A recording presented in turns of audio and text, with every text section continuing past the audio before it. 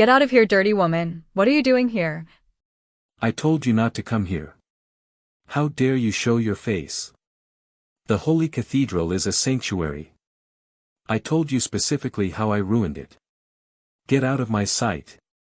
The bride, Vivian, clenched her jaw, her eyes blazing as she screamed at the older woman before her. Filthy old woman. You ruined my big day. Get out before I have security drag you out.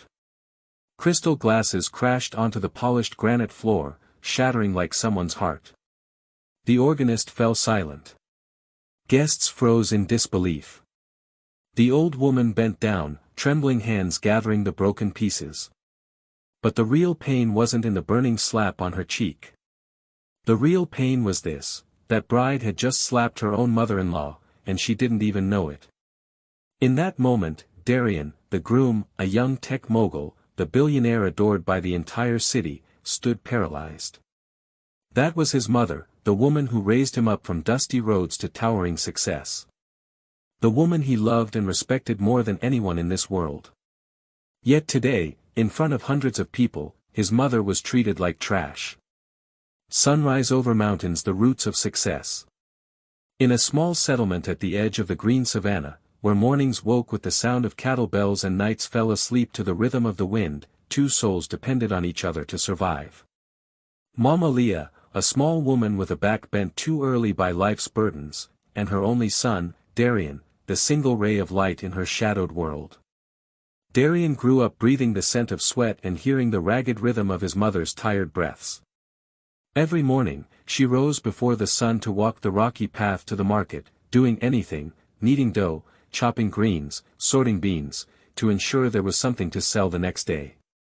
She sold her wedding ring, borrowed money everywhere, and faced every humiliation so he could go to the city university. When the bus drove away, she stood there a long time, arms wrapped around her chest, fearing that once he became a man of the city, he might forget her. She didn't know that Darian had made a silent vow: if I succeed, Mama will be the first person I bring home. Cityscape from village boy to mogul. The city of New Haven welcomed Darian with skyscrapers that seemed to touch human ambition itself. He studied day and night. Whenever exhaustion threatened to break him, all he had to do was close his eyes and see his mother trudging through the rain, lips purple from the cold, yet still smiling when she saw him. That memory was the fire that kept him alive. His idea, an app to help the elderly find their way home and get assistance, came from his worry about his mother. It launched and blew up. Millions of downloads, headlines everywhere. The boy who once ate simple meals became the youngest tech billionaire in the country. He brought his mother to the city, to the grand mansion he had just purchased. People gasped at the sight of a billionaire proudly escorting his humble mother with a faded scarf and bent back. But Darian felt only pride because he knew without her, there would be no him. Broken heart, the storm arrives. Darian met Vivian, beautiful, elegant, and a smile that could turn every head in the room. He believed she was life's reward for his suffering. But there was something he didn't see.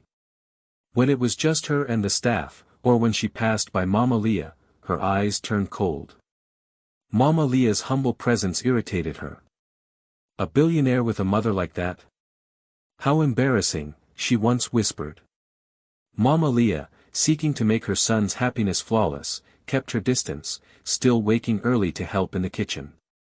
She often wore a simple black service uniform over her traditional dress to remain inconspicuous. The wedding was planned as the event of the year in the grandest hotel in New Haven. In the chaos backstage, Mama Leah, wearing her unassuming uniform, carried a tray of crystal glasses. Her foot caught on the thick carpet.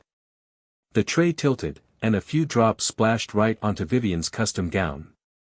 A tiny mistake, but to Vivian, who valued appearances more than morality, it was an unforgivable sin. She whipped around, her eyes blazing fire. Mama Leah didn't even finish her apology before the bride's hand flew across her face. Slap. Stay away from me, you cheap, worthless servant. Vivian spat the words, dripping with venom. No one knew. No one realized that worthless servant was the groom's mother. Collision a choice made. The sound of the slap hadn't even faded when the grand doors of the cathedral burst open. Darian entered, but after only a few steps, he froze. Right in front of him, his mother was collapsing to the floor, her hand against the burning red mark on her cheek.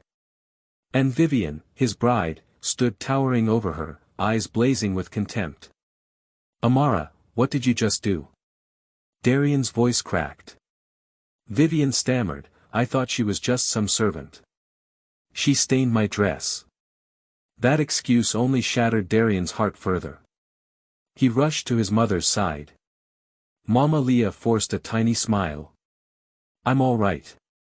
Just a misunderstanding." Darian rose to his feet.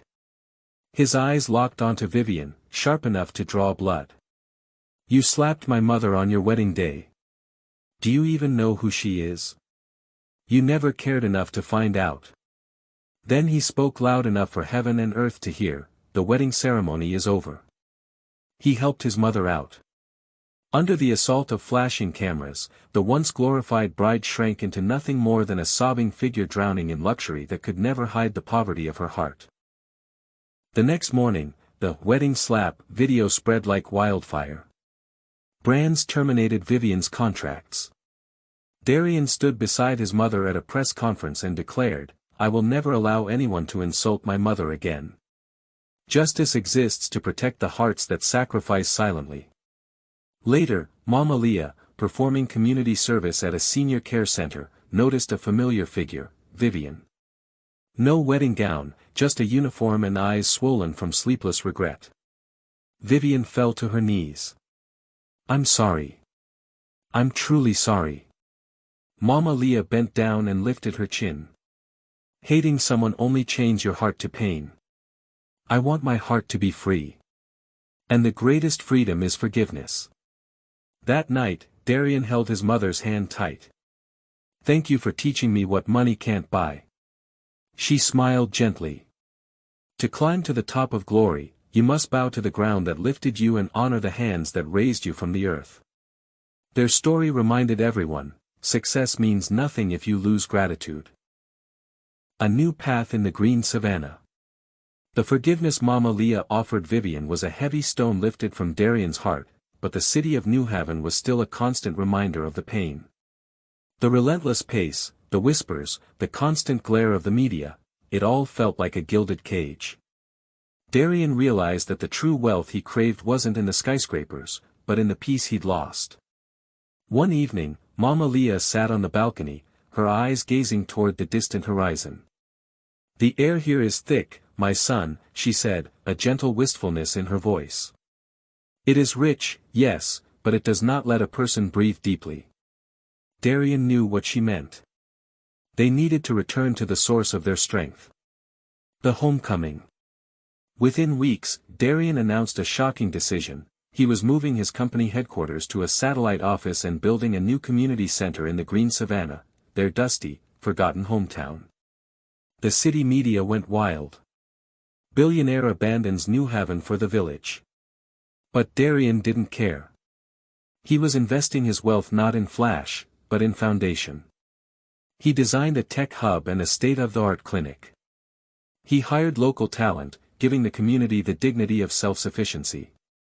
Mama Leah flourished. Her bent back straightened a little as she once again walked the familiar paths. She didn't manage a grand mansion, but she managed the new community kitchen, ensuring no child went to bed with the salt and water dinner she knew so well. Vivian's journey of service. Meanwhile, Vivian completed her mandatory community service at a busy, understaffed retirement home.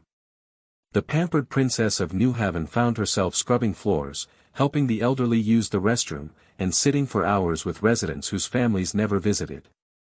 She was forced to see humanity at its most vulnerable, far from the polished surfaces of her former life. Her vanity dissolved, replaced by a raw, painful empathy. She had to learn that respect wasn't earned by money or beauty, but by service. One day, while helping an elderly man with his morning routine, she heard him whisper, "Thank you, my dear. You have such gentle hands." Those words, simple and genuine, meant more than any compliment she'd received on her looks. She finally understood the true value of Mama Leah's cheap, worthless hands. When her sentence ended, she didn't rush back to New Haven. Instead, she volunteered to stay, dedicating herself to the care of those forgotten by the world she once belonged to. Months later, Darian made a trip to the city to finalize a partnership for the Savannah Community Clinic. While visiting a medical supply depot, he saw a familiar silhouette helping load boxes of medical equipment. It was Vivian, dressed in simple khaki pants and a worn t-shirt, her hair pulled back, her face devoid of makeup, but her eyes alight with purpose. She saw him and froze, ready to disappear, but Darian spoke first. "Vivian. You look good." "Hello, Darian," she replied, her voice steady but humble. "I'm volunteering to send supplies to rural clinics. It's important work." Darian was stunned by her transformation. She wasn't scrambling for an excuse or seeking forgiveness, she was simply doing the work. They spoke briefly, not about their past, but about the logistics of getting supplies to the places that needed them most. As they parted, Vivian looked him in the eye and said, "I owe your mother a debt I can never repay. But I'll spend my life trying to honor the lesson she taught me." A quiet rededication. Darian returned to the green savannah, his heart full. He told Mama Leah about the encounter, leaving nothing out. Mama Leah listened, nodding slowly. "She has learned the difference between a mirror and a window, my son," she said wisely. "A mirror shows you only yourself, a window shows you the world." Darian knew the lavish wedding he had planned was the mirror of his old life, all about image, ambition, and superficial perfection.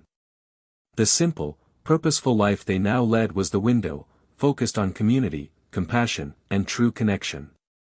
Weeks later, Darian and Mama Leah stood in front of the new community center, watching the local children rush inside the new computer lab. "We don't have the crystal, the designer dresses, or the headlines anymore, Mama," Darian said, wrapping an arm around her shoulder.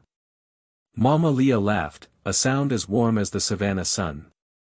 "We have something much better, my son," she said, gesturing to the vibrant life around them. "We have a foundation built on respect, and a home built on a love that was tested and did not break." The slap on that wedding day had shattered a life, but the resulting fragments were reforged into something stronger, truer, and far more beautiful than the superficial wealth they had once chased. Darian and Mama Leah were rich again, but this time, their wealth was measured in the depth of their gratitude and the strength of their bond. Life in the green savannah wasn't easy, but it was honest. Darian's company, renamed Savannah Tech, wasn't aiming for billion-dollar valuations anymore, its goal was sustainable development. They focused on creating solar-powered water purifiers and using his initial app's underlying technology to build a localized emergency response network.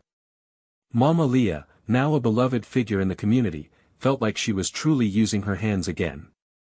She managed the community kitchen, but her most crucial role became the Savannah Tech mentor.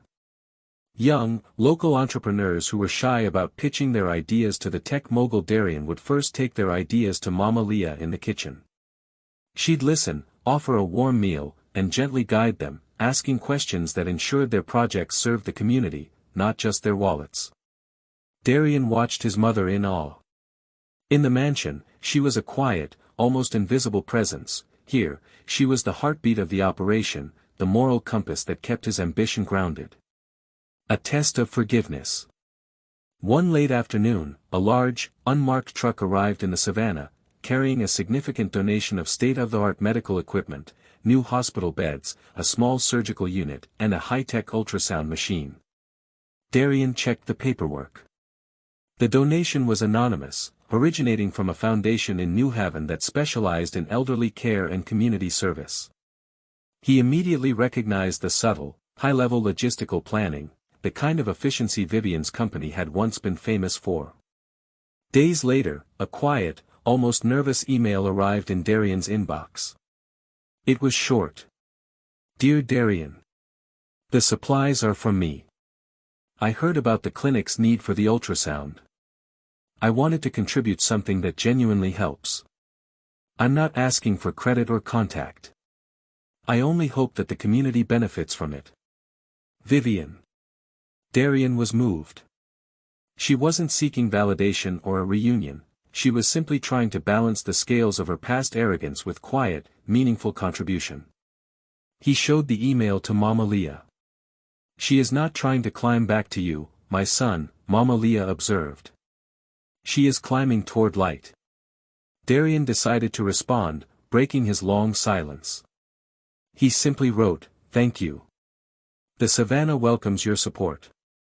He didn't offer a job or an invitation, he offered acknowledgement and respect for her changed path. The true meaning of wealth. Darian and Mama Leah never went back to the old life.